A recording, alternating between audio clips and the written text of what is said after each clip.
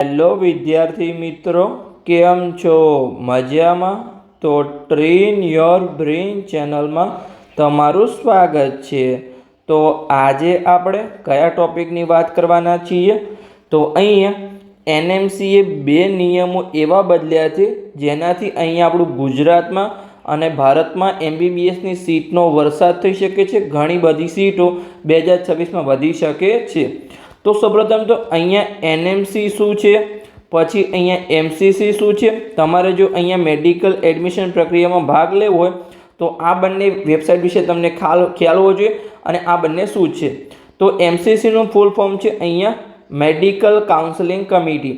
એ શું કરે છે? અહીંયા કાઉન્સેલિંગ કરે છે. તમારું જે ઓલ ઇન્ડિયા કોટાનું ભારત લેવલે તમારી જે પણ એડમિશન પ્રક્રિયા હોય છે એ એમસીસી કરે છે. તો એમસીસીનું કામ માત્ર અહીંયા એડમિશન આપવાનું છે. અહીંયા એમબીબીએસ હોય કે બીડીએસ હોય કે ઘણા બધા કોર્સીસ હોય. પછી અહીંયા જે એનએમસી છે એનું પૂરું નામ છે અહીંયા નેશનલ મેડિકલ કમિશન. તો તમારું જ્યારે એમબીબીએસમાં એડમિશન થઈ જાય પછી એમબીબીએસની દરેક પ્રક્રિયા અહીંયા એનએમસી હેન્ડલ કરે છે. કે કોઈ પણ કોલેજને મંજૂરી આપવી હોય, પછી તમારું કોઈ કરિક્યુલમમાં ચેન્જ કરવું હોય કે તમારું કંઈ પણ કરવું હોય તો એમસીસી માત્ર અહીંયા એડમિશન પ્રક્રિયા હેન્ડલ કરે છે. આગળની દરેક પ્રક્રિયા અહીંયા એનએમસી કરે છે. જેમ કે અહીંયા ગુજરાતમાં સીટો વધારવી હોય તો મંજૂરી કોણ આપશે? અહીંયા એનએમસી આપશે.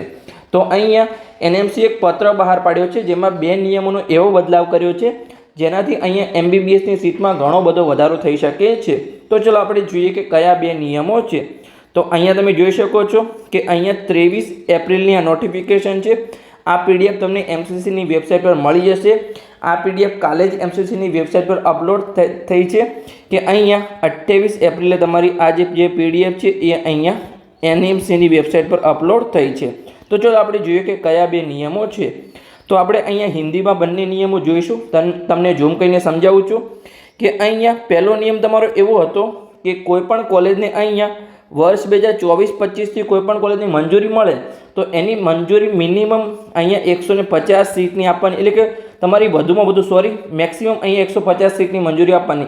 કાં તો કોલેજને તમે 50 સીટની મંજૂરી આપો, કાં તો 100 સીટની આપો, અને વધુમાં તમારે 150 સીટની મંજૂરી આપવાની છે. એના કરતાં વધારે કોઈ પણ નવી કોલેજ ખુલે તો પણ મંજૂરી નથી આપવાની, અને કોઈ જૂની કોલેજમાં 100 સીટ હોય તો અમે મેક્સિમમ તમારે 150 સીટ કરવાની છે. એના કરતાં વધારે સીટની મંજૂરી આપવાની નથી.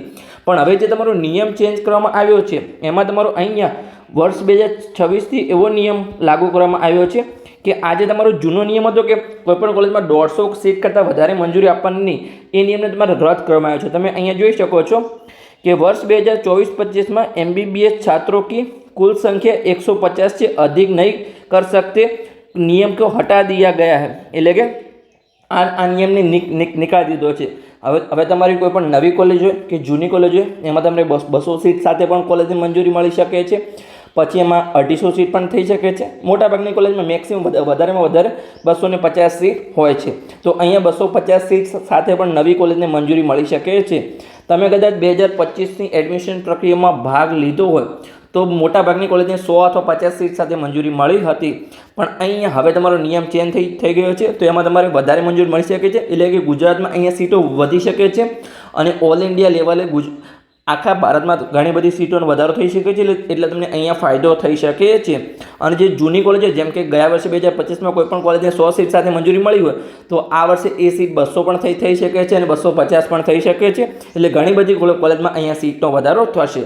અને બીજો એક નિયમ છે અહીંયા, એ પણ તમને ફાયદો કરાવશે અહીંયા કે એનાથી પણ ઘણી બધી સીટો વધી શકે છે. તો બીજો નિયમ શું હતો કે અહીંયા 2023માં એ નિયમ લાગુ કરવામાં આવ્યો હતો કે અહીંયા કોઈ પણ રાજ્ય હોય અથવા યુનિયન ટેરિટરી હોય, એટલે કે કેન્દ્ર શાસિત પ્રદેશ હોય, એટલે કે જો એની 10 લાખ આબાદી હોય, એટલે કે અહીંયા જો 10 લાખ લોકો હોય તો એમાં માત્ર અહીંયા 100 એમબીબીએસની સીટ જ આપવાની રહેશે. આવો પહેલાં નિયમ હતો.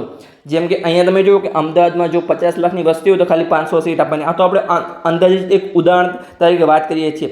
જેમ કે ગુજરાતમાં જો 7 કરોડની વસ્તી હોય તો અહીંયા 7000 સીટ જ અહીંયા આપવાની રહેશે. એટલે કે 10 લાખ લોકો પર માત્ર 100 સીટ આપવાની રહેશે. આવો પહેલાં નિયમ હતો 2023થી લઈ. પણ હવે અહીંયા 2026માં તમારો નિયમ ચેન્જ થયો છે. એટલે કે એ નિયમને તમારે નીકાળી દીધો છે. જો અહીંયા લખેલું છે કે 100 એટલે કે 10 લાખની આબાદી પર MBBSની 100 સીટ આપવાનો જે નિયમ હતો એ અહીંયા હટા દિયા જાયગા, એટલે કે આ નિયમને પણ અહીંયા નીકાળી દેવામાં આવશે. એટલે કે 150 કરતાં વધારે સીટની મંજૂરી નહીં આપવામાં આવે એ પણ તમારો નિયમ નીકળી ગયો. અને 10 લાખની વસ્તી પર અહીંયા તમારી 100 સીટ હોવી જોઈએ એ નિયમ તમારો નીકળી ગયો. એટલે કે આ બંને નિયમ નીકળી ગયા તો તમારી સીટનો ઘણો બધો ફાયદો થઈ શકે છે 2026માં, અને ઘણી બધી અહીંયા MBBSની સીટોમાં વધારો થઈ શકે છે. પછી અહીંયા ત્રીજો નિયમ છે, પણ એ કોઈ તમારી સીટ આધારિત નથી, પણ ચલો આપણે વાંચી લઈએ કે એ નિયમ શું છે. તો અહીંયા પહેલાં તો તમારો નિયમ કેવો હતો, તો અહીંયા કોલેજ અને જે તમારી હોસ્પિટલ હોય એનો તમારું કેટલો હોવું જોઈએ, એટલે કે એના વચ્ચે તમારું કેટલું અંતર હોવું જોઈએ. તો પહેલાં નિયમ એવો હતો કે માત્ર એના વચ્ચે એટલું અંતર હોવું જોઈએ કે 30 મિનિટમાં તમે અહીંયા પહોંચી શકો. જેમ કે તમારી ઘણી બધી કોલેજમાં કેવું છે, ગુજરાતમાં તો નથી હોતું પણ ઘણી બધી કોલેજમાં હોય છે કે જે કોલેજ હોય અને જે કોલેજનું દવાખાનું એટલે કે હોસ્પિટલ આપણે કહીએ છીએ, જેમાં તમે પ્રેક્ટિસ કરી શકો છો, એ ઘણું બધું દૂર હોય છે. તો એમાં પહેલાં નિયમ હતો કે માત્ર 30 મિનિટમાં તમે પહોંચી શકો એવું હોવું જોઈએ. પણ હવે એ તમારો નિયમ ચેન્જ થઈ ગયો છે અને નિયમ એવો કરવામાં આવ્યો છે કે કોલેજ અને જે હોસ્પિટલ હોય એના વચ્ચે તમારું મિનિમમ માત્ર 10 કિલોમીટરનું અંતર હોવું જોઈએ. અને જે કેટલાક હિમાલય અથવા જેવા જેમ કે પૂર્વોત્તરના રાજ્યો છે એમાં તમારું 15 કિલોમીટર હોવું જોઈએ. એટલે કે તમારું એનું જે અંતર છે એ 10 થી 15 કિલોમીટર કરતાં વધારે હોવું જોઈએ નહીં. પહેલાં કેવું હતું કે તમે 30 મિનિટમાં પહોંચી શકો એવું હતું, પણ હવે એને તમારે અહીંયા કિલોમીટરમાં લખ્યું છે કે 10 થી 15 કિલોમીટર કરતાં વધારે હોવું જોઈએ નહીં. પણ આ નિયમ આપણે ગુજરાત માટે કોઈ લાગુ પડતો નથી. દરેક જે કોલેજ હોય છે એની બાજુમાં જ આપણે હોસ્પિટલ હોય છે નજીકમાં સાવ, તો આ નિયમ આપણને લાગુ પડતો નથી. તો બસ આ જતી માહિતી. અને તમારી એક ખાસ સૂચના અહીંયા તમને આપવાની છે કે તમે જો NEET 2026ની પરીક્ષા આપી રહ્યા હોય તો એના પછીની જે મેડિકલ એડમિશન પ્રક્રિયા શરૂ થાય છે એમાં અમે પેડ કાઉન્સેલિંગ શરૂ કર્યું છે. એટલે કે જેમાં તમને પર્સનલી માર્ગદર્શન આપવામાં આવશે, જેમાં તમને તમારા સપનાની કોલેજ સુધીનો સાચો માર્ગ બતાવવામાં આવશે. જેમાં અમારો જે અનુભવ છે અહીંયા એ 7 વર્ષનો અનુભવ છે. અને વર્ષ 2025માં અમે 207 વિદ્યાર્થીઓને પર્સનલી માર્ગદર્શન અને હજારો વિદ્યાર્થીઓને YouTube દ્વારા સફળ માર્ગદર્શન આપ્યું છે. એટલે કે અહીંયા એક નાનકડી ભૂલ છે એ લાખોમાં પડી શકે છે. જો તમારા જોડે NEET 2026નું રિઝલ્ટ હોય તો અહીંયાથી અહીંયા લઈ જવાની સંપૂર્ણ જવાબદારી અમારી રહેશે. તો અહીંયા બિલકુલ ચિંતા ન કરો અને નિષ્ણાતના માર્ગદર્શન હેઠળ તમારી એડમિશન પ્રક્રિયાને સુરક્ષિત બનાવો. તો અહીંયા તમે જોઈ શકો છો જેની ફીસ છે અહીંયા 9,999 રૂપિયા ફીસ છે. અને તમારે પેડ કાઉન્સેલિંગમાં કેવી રીતે જોડાવાનું છે, તો અહીંયા જે નંબર આપેલો છે એના પર તમે કોલ કરી અને પેડ કાઉન્સેલિંગમાં જોડાઈ શકો છો. 85 11 51 55 42. ઓકે. અને તમે અહીંયા રિવ્યૂ જોઈ શકો છો કે જે વિદ્યાર્થી અમારા પેડ કાઉન્સેલિંગમાં 2025માં જોડાયા હતા, જે MBBSના પેડ કાઉન્સેલિંગમાં, પછી એમની એડમિશન મળ્યા પછી એટલે કે ત્રીજા રૂમે એમની એડમિશન મળ્યા પછી કેવા રિવ્યૂ આપેલા છે એ તમે સંપૂર્ણ માહિતી વાંચી શકો છો. તો બસ આ જ હતો આપણો વિડીયો કે આમાં 2 નિયમ તમારા ચેન્જ થયા છે. એક મને વાત કરી એવી રીતે કે અહીંયા કોલેજમાં 150 સીટ કરતાં પણ વધુ મંજૂરી મળી શકે છે, એ નિયમ તમારો હટાવી દેવામાં આવ્યો છે. એટલે કે હવે વધારે સીટની મંજૂરી મળશે. અને બીજો નિયમ હતો કે 10 લાખની વસ્તી પર માત્ર 100 સીટ હોવી જોઈએ, એ પણ નિયમ તમારો નીકાળી દેવામાં આવ્યો છે. એટલે કે અહીંયા હવે ઘણી બધી સીટનો અહીંયા ગુજરાતમાં અને ભારતમાં વધારો થઈ શકે છે. તો તમારા માટે સારા સમાચાર છે.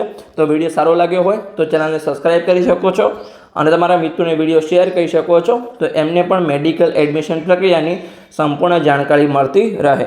તો મળીએ આવા કોઈ ઇન્ફોર્મેટિવ વિડીયો સાથે.